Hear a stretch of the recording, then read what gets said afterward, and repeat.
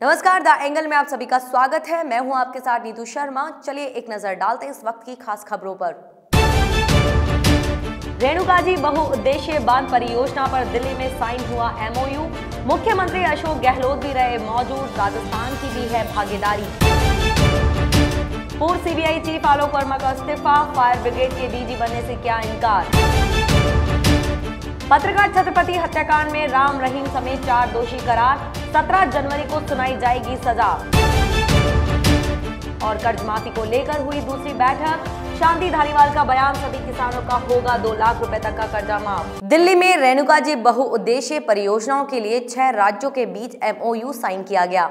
इस मौके पर जल संसाधन मंत्री नितिन गडकरी, राजस्थान के सीएम अशोक गहलोत सहित 5 राज्यों के मुख्यमंत्री और राज्य मंत्री अर्जुन राम मेघवाल और डॉक्टर सत्यपाल सिंह शामिल हुए। इसे 2008 में राष्ट्रीय परियोजना घोषित किया गया था। यह बांध हिमाचल के सिरमौर जिले के ददाऊ में बनाया जाएगा। बांध के निर्माण से प्रतिदिन 525 गैलन पानी खर्च होगा। इससे 40 मेगावाट बिजली का भी उत्पादन होगा। बांध का बाकी जल 1994 में किए गए समझौते के अनुरूप अन्य राज्यों में बांटा जाएगा। इस राष्ट्रीय परियोजना से राजस्थान को भी पेयजल में काफी सहायता मिलेगी। इस परियोजना की कुल लागत 4,597 करोड़ रुपए है, जिसमें 3,893 करोड़ केंद्र वहन करेगा। बाकी राशि 1994 के समझौते के अनुरूप अन्य 6 राज्य वहन करेंगे। राजस्थान 9.3% जल खर्च वहन करेगा। रेणुकाजी बांध परियोजना एमओयू साइन करने के बाद राजस्थान के सीएम अशोक गहलोत ने कहा कि हरियाणा हमेशा राजस्थान के हिस्से के पानी को रोक देता है। इसके लिए हरियाणा के मुख्यमंत्री को पत्र भी लिखेंगे। उन्होंने कहा कि केंद्रीय मंत्री नितिन गडकरी से भी अनुरोध करेंगे कि वह प्रदेश के हिस्से का पानी दिलाने के लिए हरियाणा पर दबाव बनाएं। सीबीआई के पूर्व चीफ और वरिष्ठ आईपीएस अधिकारी आलोक वर्मा ने अपनी सेवा से इस्तीफा दे दिया है। प्रधानमंत्री की अध्यक्षता वाली सिलेक्शन कमेटी ने बहुमत के आधार पर उन्हें पद से हटा दिया। उसके बाद फायर सर्विस, सिविल डिफेंस और होम गार्ड का महानिदेशक बनाया गया था। आलोक वर्मा ने यह पद लेने से इनकार कर दिया। सेक्रेटरी पर्सनल एंड ट्रेनिंग को लिखी चिट्ठी में आलोक वर्मा ने कहा कि वो पुलिस सर्विस से 31 जुलाई 2017 को रिटायर हो चुके हैं और सिर्फ डायरेक्टर सीबीआई के लिए वो 31 जनवरी 2019 तक तैनात थे। अब क्योंकि उन्हें सीबीआई पद से हटा दिया गया है, लिहाजा उन्हें तत्काल समय से पद से रिटायर माना जाए। आलोक कुमार वर्मा ने चिट्ठी में हवाला दिया कि उनका अब तक का सर्विस रिकॉर्ड बेदाग रहा है और सिलेक्शन कमेटी ने उन्हें अपनी बात कहने का मौका नहीं दिया और बिना बात सुने उन्हें पद से हटा दिया गया। सिलेक्शन कमेटी ने सिर्फ शिकायतकर्ता की बात को सुना, जिस पर खुद सीबीआई जांच कर रही है और वो खुद सीवीसी की जांच कमेटी के सामने आरोपों के सबूत लेकर हाजिर नहीं हुआ। हरियाणा के पत्रकार रामचंद्र छत्रपति हत्याकांड में डेरा सच्चा सौदा प्रमुख गुरमीत राम रहीम को अदालत ने दोषी करार दिया है। पंचकुला की विशेष सीबीआई कोर्ट के जज जगदीप सिंह ने राम रहीम समेत 4 आरोपियों को इस मामले में दोषी ठहराया है। अदालत की ओर से दोषी करार दिए जाने के बाद अब राम रहीम समेत 4 आरोपियों को 17 जनवरी को सजा सुनाई जाएगी। सुनवाई से पहले पंचकुला में सीबीआई की स्पेशल कोर्ट का सुरक्षा घेरा बढ़ा दिया गया। यौन शोषण केस में राम रहीम को सजा के बाद पिछली बार हुई हिंसा को देखते हुए प्रशासन की तरफ से चाक चौबंद सुरक्षा इंतजाम किए गए थे। राम रहीम को वीडियो कॉन्फ्रेंसिंग के जरिए कोर्ट में पेश किया गया है। सुनवाई के दौरान मीडिया को बाहर रखा गया है। दिल्ली हाईकोर्ट से सीबीआई के स्पेशल डायरेक्टर राकेश अस्थाना को बड़ा झटका मिला है। दिल्ली हाईकोर्ट ने राकेश अस्थाना की याचिका को रद्द कर दिया है। राकेश अस्थाना ने अपने खिलाफ दर्ज हुई एफआईआर रद्द करने की मांग की थी, जिसे दिल्ली हाईकोर्ट ने खारिज कर दिया है। गौरतलब है कि 20 दिसंबर को दिल्ली हाईकोर्ट के जस्टिस नजमी वजीरी ने राकेश अस्थाना और डीएसपी देवेंद्र कुमार की याचिका पर सुनवाई पूरी करके फैसला सुरक्षित रखा था। दरअसल 2 करोड़ रुपए के रिश्वत के मामले में तत्कालीन सीबीआई डायरेक्टर आलोक वर्मा ने एफआईआर दर्ज कराई थी। सीबीआई में नंबर 2 रैंक के अधिकारी हैं राकेश अस्थाना, जिन्हें केंद्र सरकार ने छुट्टी पर भेज दिया है। साथ ही सीबीआई को कोर्ट ने कहा कि 10 हफ्ते में जांच पूरी करे। कोर्ट ने राकेश अस्थाना की गिरफ्तारी पर लगे अंतरिम रोक भी हटा दी है। भारतीय अंतरिक्ष अनुसंधान संगठन के अध्यक्ष के सिवन ने गगनयान मिशन के बारे में घोषणा करते हुए कहा कि इस अभियान की तैयारियां चल रही है और ये मिशन इसरो के इतिहास में टर्निंग पॉइंट होगा। इस सिलसिले में 2 मानव रहित मिशन दिसंबर 2020 और जुलाई 2021 में भेजे जाएंगे। अंतरिक्ष में मानव युक्त मिशन के लिए दिसंबर 2021 की समय सीमा निर्धारित की गई है। इसके साथ ही उन्होंने कहा कि गगनयान अभियान की प्रारंभिक तैयारियां भारत में की जाएंगी और एडवांस ट्रेनिंग रूस में हो सकती है।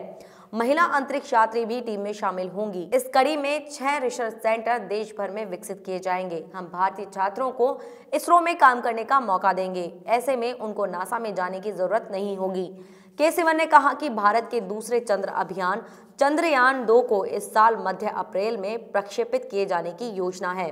इसरो ने इससे पहले कहा था कि चंद्रयान 2 का प्रक्षेपण इस साल जनवरी से 16 फरवरी के बीच किया जाएगा। 800 करोड़ रुपए की लागत वाला यह अभियान करीब 10 साल पहले प्रक्षेपित किए गए चंद्रयान 1 का उन्नत संस्करण है।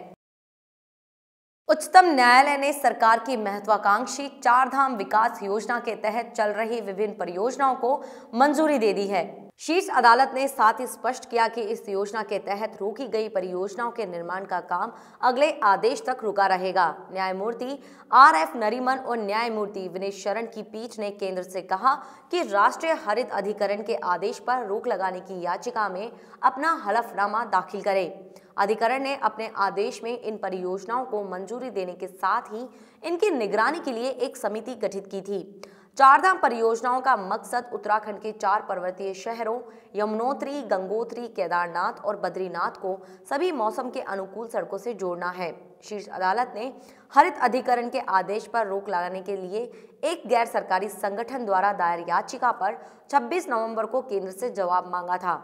याचिकाकर्ता गैर सरकारी संगठन सिटीजन्स फॉर ग्रीन दून की ओर से अधिवक्ता संजय पारेख ने कहा, इस परियोजनाओं को जारी रखने की अनुमति दी गई तो इससे पारिस्थितिकी को अपूरणीय नुकसान होगा जो 10 ताप बिजली परियोजनाओं द्वारा किए गए नुकसान के बराबर होगा। केंद्रीय माध्यमिक शिक्षा बोर्ड CBSE ने 10वीं कक्षा के छात्रों के लिए गणित के 2 स्तरों की घोषणा करते हुए परिपत्र जारी किया है।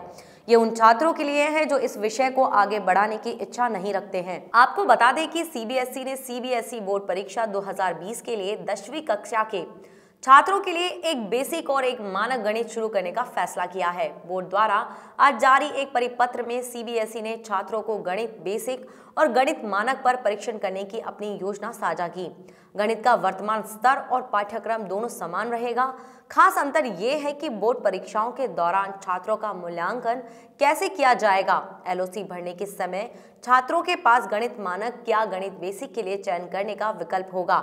गणित मानक उन छात्रों के लिए है जो उच्च कक्षाओं में विषयों को आगे बढ़ाने की इच्छा रखते हैं, जबकि गणित का मूल उन छात्रों के लिए है जो ऐसा नहीं करना चाहते। एयरसेल मैक्सिस डील मामले में पटियाला हाउस कोर्ट ने पूर्व वित्त मंत्री पी चिदम्बरम और उनके बेटे कार्ति चिदम्बरम की गिरफ्तारी पर रोक 1 फरवरी तक बढ़ा दी है और इस मामले की सुनवाई को टालते हुए तारीख 1 फरवरी के लिए तय की है। दरअसल कोर्ट इस समय कार्ति और पी चिदम्बरम की अग्रिम जमानत याचिका पर सुनवाई कर रहा है और इस अग्रिम जमानत का ED और CBI विरोध कर रही है। ED और CBI का कहना है कि उसे जांच आगे बढ़ाने और आरोपियों से पूछताछ करने के लिए हिरासत चाहिए। ऐसे में आरोपियों की गिरफ्तारी पर लगी रोक को हटाया जाए। इससे पहले कोर्ट ने आरोपियों के खिलाफ कार्रवाई के लिए अब तक सरकारी अनुमति न लेने पर जांच एजेंसी CBI और ED को फटकार लगाई थी।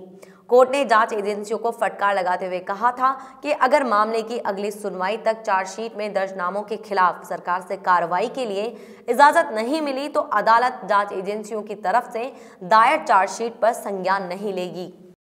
टीवी शो कॉफी विद करण में महिलाओं पर आपत्तिजनक टिप्पणी करना हार्दिक पांड्या और KL राहुल को भारी पड़ गया। दोनों खिलाड़ियों को 12 जनवरी को खेले जाने वाले पहले वनडे से बाहर कर दिया गया है। सिडनी में खेले जाने वाले इस पहले वनडे में दोनों खिलाड़ी खेलते नजर नहीं आएंगे। BCCI के COA के साथ ईमेल संवाद में यह जानकारी मिली है कि इन खिलाड़ियों पर कई बड़े एक्शन लिए जा सकते हैं। हार्दिक पांड्या और लोकेश राहुल के खिलाफ 15 दिनों तक के लिए जांच समिति बिठाई जा सकती है। इसके अनुसार दोनों ही क्रिकेटर्स को ऑस्ट्रेलिया के खिलाफ पूरी वनडे सीरीज से बाहर किया जा सकता है। गौरतलब है कि हाल ही में टीवी शो कॉफी विद करण में हार्दिक पांड्या अपने साथी खिलाड़ी KL राहुल के साथ आए थे। शो के दौरान होस्ट करण जौहर ने दोनों खिलाड़ियों से उनकी निजी जिंदगी के बारे में सवाल किए थे। पांड्या ने इस दौरान अपनी निजी जिंदगी से जुड़े हुए कुछ सवालों का जवाब दिया था। प्रदेश के नगरीय विकास मंत्री शांति धारीवाल ने कहा कि फसल ऋण माफी के लिए वित्तीय संसाधनों का जुगाड़ किया जा रहा है, तभी जाकर फसल ऋण माफी योजना पर कार्य होगा। शासन सचिवालय से पत्रकारों से बातचीत में धारीवाल ने कहा कि सभी किसानों का 2 लाख रुपए तक का कर्जा माफ होगा, चाहे कोई डिफॉल्टर हो या कोई रेगुलर हो। उन्होंने कहा कि 30 नवंबर 2018 तक का सभी किसानों का कर्जा माफ हो जाएगा। इस दूसरी बैठक में इस बात पर आकलन किया गया कि कितने किसानों को प्रदेश के सहकारी बैंकों और भूमि विकास बैंकों से राहत दी जा सकती है। इसके बाद राष्ट्रीयकृत सहकारी बैंकों की ऋण माफी का आकलन होगा। उन्होंने कहा कि मुख्य सचिव के जरिए सभी जिला कलेक्टरों को खतबे लिखकर यह जानकारी मांगी जा रही है कि उनके जिले में वर्ष 2014 से दिसंबर 2018 तक कितने किसानों ने उपज का दाम नहीं मिलने पर आत्महत्या की है। ऐसे किसानों का भी ऋण माफ किया जाएगा। बैठक में उद्योग मंत्री प्रसादी लाल मीणा, सहकारिता मंत्री उदयलाल आंजना, कृषि मंत्री लालचंद कटारिया, वन पर्यावरण राज्य मंत्री सुखराम विश्नोई और उच्च शिक्षा राज्य मंत्री भंवर सिंह भाटी शामिल हुए। खबरों का सिलसिला यूं ही जारी रहेगा। देखते रहिए द एंगल। नमस्कार।